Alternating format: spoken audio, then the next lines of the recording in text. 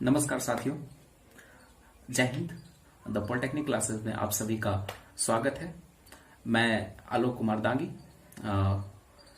Applied mathematics का आज औपचारिक रूप से क्लास स्टार्ट करने जा रहा हूं। और सबसे पहले उन तमाम स्टूडेंट्स को मैं बधाई देना चाहता हूं जो सेकंड सेमेस्टर से थर्ड सेमेस्टर में दाखिला लिए हैं।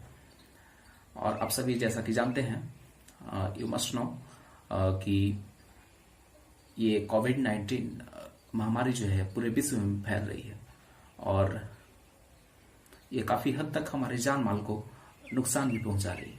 तो इन सभी कारणों को देखते हुए हमारी गवर्नमेंट ने, चाहे वो राज्य सरकार हो या फिर केंद्र सरकार हो, इन दोनों ने मिलकर ये फैसला लिया कि जो सेकेंड सेमेस्टर और फोर्थ सेमेस्टर के विद्यार्थी हैं उन्हें अगले सेमेस्टर में प्रमोट किया जाए, ताकि उन्हें उनकी जो सेशंस हैं उनमें कोई बदलाव नहीं आ सके।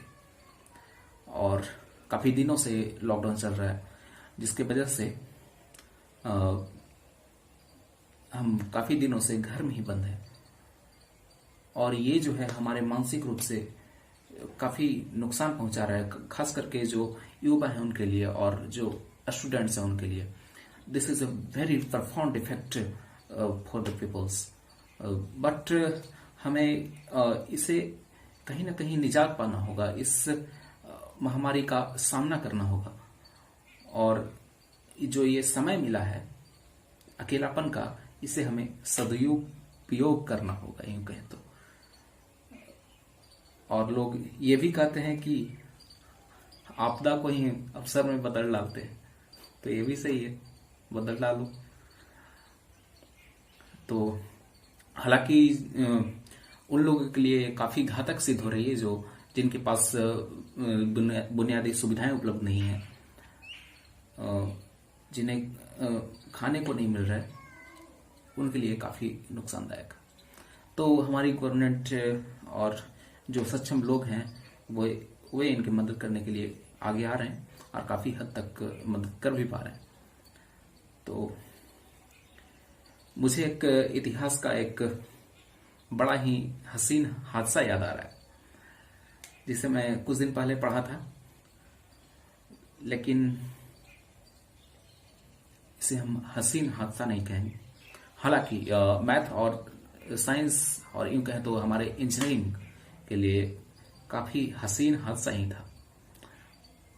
वक्त 17वीं शताब्दी का था और उस समय यूरोपियन देशों में एक बौद्धिक विकास का दौर था।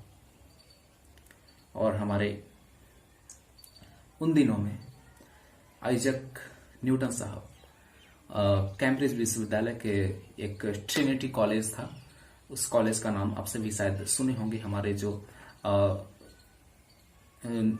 ये अमर्त्य सेन साहब और पंडित जवाहरलाल नेहरू, जो हमारे पहले प्रधानमंत्री रह चुके हैं, वो भी वहीं के विद्यार्थी रहे। तो ये आइजैक न्यूटन साहब कैम्ब्रिज विश्वविद्यालय के छात्र हुआ करते थे 17वीं शताब्दी के दौरान। और ये one of the oldest university है इंग्लैंड की। वे वहां मैथमेटिक्स और साइंस के विद्यार्थी थे। उस समय वे तकरीबन 22 से 23 वर्ष के रहे होंगे। और सडनली उसी समय ब्यूबोनिक प्लेग फैल गया। आप सभी जानते हैं कि जो ब्यूबोनिक प्लेग है वो कितना खतरनाक है। इससे काफी लोगों की मृत्यु हो जाया करती थी। और उस समय जो है मेडिकल साइंस उतनी उन्नत नहीं थी, उतनी सुविधाएं उपलब्ध नहीं थी। और तो लोगों के पास एक ही ऑप्शन था कि दूर रहे, दूरियां बना करके रहे, सोशल डिस्टेंसिंग करें, जो हम आज भी कर रहे हैं। तो न्यूटन साहब ने उसी समय तत्काल फैसला लिया अपने घर जाने का, अपने घर को वापस लौटने का। और यही कोई 150-200 किलोमीटर फासला था कॉलेज से उनके घर के लिए। तो वे घर चले गए और काफी बेहतरीन फैसला लिया था उन्होंने, क्योंकि ऐसा इतिहासकार जो है हमारे, उनका मानना है कि लगभग 1/4 आबादी इंग्लैंड की मारी गई थी उस महामारी की वजह से। तो काफी अच्छा फैसला लिया था उन्होंने। और वो अपने करीब 1 साल अपने घर में ही व्यतीत किया, बिल्कुल अकेले, करीब 1 साल, मतलब कि 1665 से 1666 का वक्त था। उस समय उन्हें मौका मिला आत्मचिंतन करने का, खुद को अंदर से टटोलने का, और वो जिस विषय को पढ़ रहे थे उसी पे खुद से उन्होंने रिसर्च करना शुरू कर दिया। किताबों की तो अभाव थी, और वे अगले जो सेमेस्टर या फिर उनका जो कक्षा रहा होगा उनका, तो पढ़ाई नहीं कर सकते थे। तो उन्होंने जिस विषय को पढ़ रखा था उसी पे उन्होंने एक रिसर्च करना स्टार्ट कर दिया। और आप सभी जानते हो कि इंसान जब अकेले होता है ना, तो उसका नजर उन चीजों पे जाने लगता है, उसका दिमाग उन चीजों पे जाने लगता है जिसपे आमतौर पे नहीं जाता है।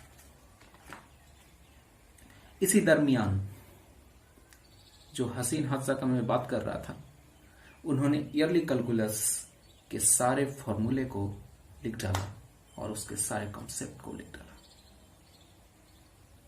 तो ये हसीन हादसा नहीं तो और क्या था। और आपने शायद एक कहानी सुनी होगी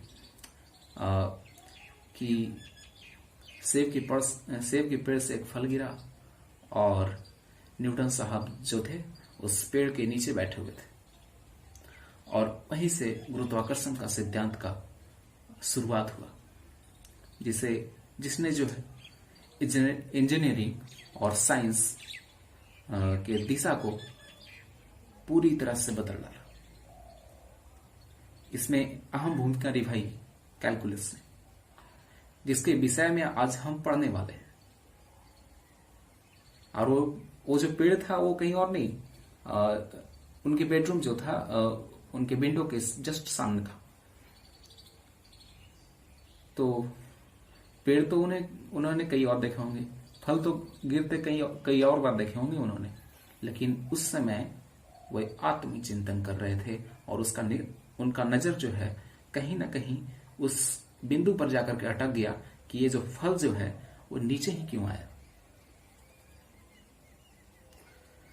तो मेरा मकसद बस प्रमुख रूप से कैलकुलस के जो इतिहास हैं उनके विषय में जानकारी देना था, और कहीं ना कहीं आपके अकेलापन का सदुपयोग कैसे करना है उसके बारे में बताना था। और इत्तेफाक से आज हम भी उसी दौर में ही हैं, अकेलापन के दौर में ही हैं, और हम भी सोशल डिस्टेंसिंग के माध्यम से ही खुद को सुरक्षित रख रहे हैं।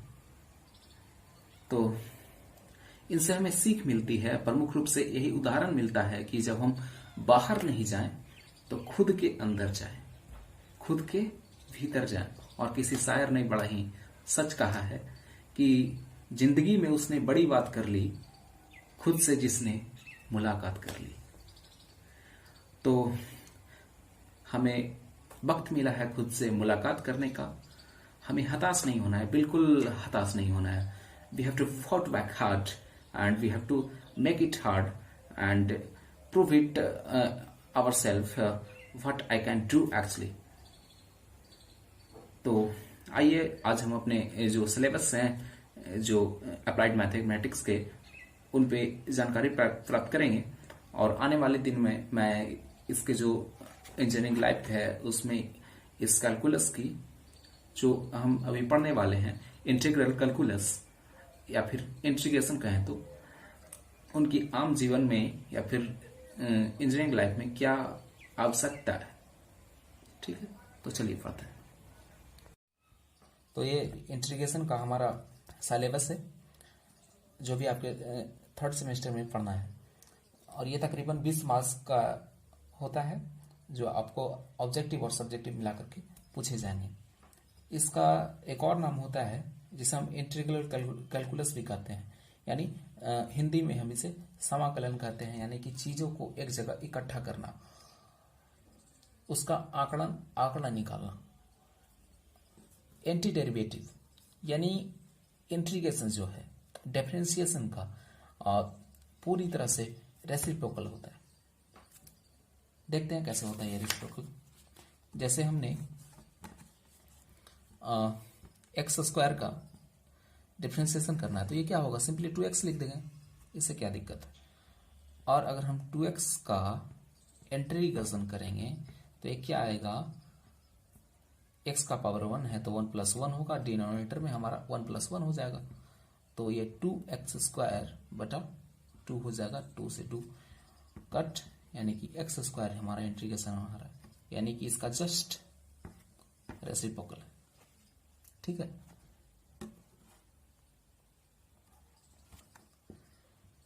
तो डिस्कस करते हैं basic rules of integration.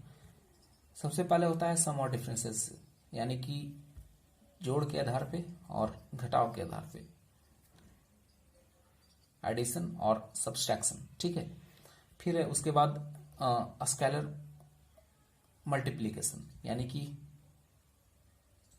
Multiplication रहेगा तो किस तरह से हमें उसे इंटीग्रेट करना है, तो चर्चा करेंगे हम जब हम फार्मूला को लेकर के आएंगे आपके सामने, तो इस पे हम विस्तार से चर्चा करेंगे। उसके बाद आता है पावर का बात, तो ये भी फार्मूला का ही है, आगे देखते हैं और क्या है सिलेबस में। खासतौर पे आपका मेथड ऑफ इंटीग्रेशन है, इंटीग्रेशन बाय सब्स्टिट्यूशन। सब्स्टिट्यूशन करने का मतलब हो गया कि किसी चीज को हटा करके उसके बदले में दूसरी चीज को वहां पे रखना। जैसे आपने सुना होगा कि जब खेल के दौरान प्लेयर्स इंजर्ड हो जाते हैं तो उनके स्थान पे एक सब्स्टिट्यूट प्लेयर को लाया जाता है, तो वही होता है कि किसी के बदले में किसी को ला करके वहां पे रखना। उसके बाद है इंटीग्रेशन ऑफ रेशनल फंक्शन। आपने रेशनल फंक्शन पढ़ रखा है तो आप जानते हो कि रेशनल फंक्शन किस तरह के होते हैं, यानी कि नॉमिनेटर और डिनोमिनेटर में दोनों में क्या होता है, अलजेब्रिक फंक्शन होता है। 2x + 2 लिख दिया मैंने, 3x² + 5x लिख दिया, +5 लिख दिया, तो ये हमारा क्या है, रेशनल फंक्शन है। आगे देखते हैं इंटीग्रेशन बाय पार्शियल फ्रैक्शन। ये पार्शियल फ्रैक्शन को हमने कैसे इंटीग्रेट करना है उसके बारे में पढ़ना है। Integration by trigonometric transformation, trigonometric transformation के आधार पर पढ़ना है। इंटीग्रेशन बाय पार्ट्स, पार्ट्स के आधार पे हमें इंटीग्रेशन कैसे करना है उसके बारे में पढ़ेंगे। आगे है डेफिनेट इंटीग्रेशन, ये काफी आसान है। अगर हम ये सीख गए मेथड ऑफ इंटीग्रेशन जो इंडेफिनेट इंटीग्रेशन के पार्ट हैं तो ये काफी आसान हो जाएगा। इसके प्रॉपर्टीज के बारे में हमें पढ़ना है और इसके आधार पे कुछ प्रॉब्लम्स हम पढ़ेंगे। ठीक है, और आगे है आपका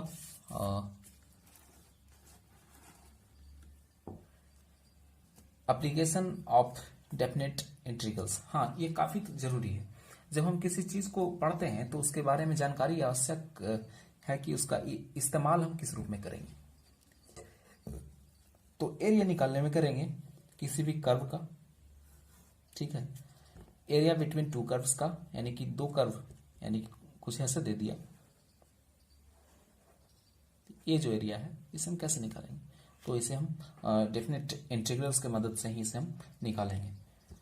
उसके बाद है मीन और आरएमएस वैल्यू। आरएमएस मतलब होता है, इसका जो फुल फॉर्म होता है रूट मीन स्क्वायर वैल्यू। ये मुख्यतः उन लोगों के लिए इंपॉर्टेंट है जो इलेक्ट्रॉनिक्स और इलेक्ट्रिकल के विद्यार्थी हैं। ये root mean square method alternative current को डिफाइन करने के लिए, उसे निकालने के लिए उपयोग किया जाता है। ठीक है,